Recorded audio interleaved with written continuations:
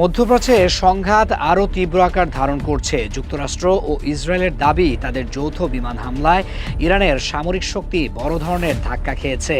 মার্কিন president Donald ট্রাম্পও দাবি করেছেন, এই হামলায় ইরানের আকাশ প্রতিরক্ষা ব্যবস্থা, নৌবাহিনী এবং সামরিক নেতৃত্ব মারাত্মকভাবে ক্ষতিগ্রস্ত হয়েছে। গত ৩ মার্চ সামাজিক যোগাযোগ মাধ্যমে দেওয়া এক পোস্টে ট্রাম্প জানান, ইরান এখন আলোচনায় বসতে চাইলে তা অনেক দেরি হয়ে গেছে।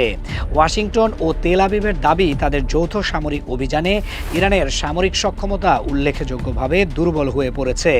তবে ইরানও পাল্টা প্রতিক্রিয়া জানাচ্ছে। মধ্যপ্রাচ্যের বিভিন্ন অঞ্চলে ছড়িয়ে থাকা মার্কিন সামরিক ঘাঁটিগুলো লক্ষ্য করে হামলা চালানোর দাবি করেছে তেহরান। ইরানের ভাষ্য অনুযায়ী এসব হামলা আত্মরক্ষার অংশ।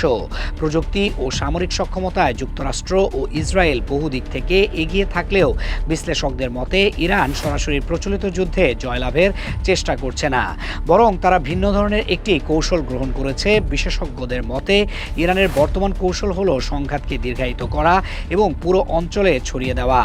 এভাবে যুদ্ধকে এমন পর্যায়ে নিয়ে যাওয়া যেখানে পশ্চিমা শক্তিগুলোর জন্য যুদ্ধ চালিয়ে যাওয়া অর্থনৈতিক ও রাজনৈতিকভাবে অত্যন্ত ব্যয়বহুল হয়ে ওঠে।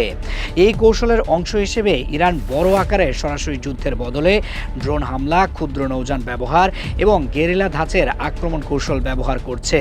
পাশাপাশি লেবাননে হিজবুল্লাহ কিংবা ইয়েমেনের হুতি গোষ্ঠীর মতো মিত্র সংগঠনগুলোর মাধ্যমে সংঘাতকে বিভিন্ন অঞ্চলে ছড়িয়ে দেওয়ার চেষ্টা করছে।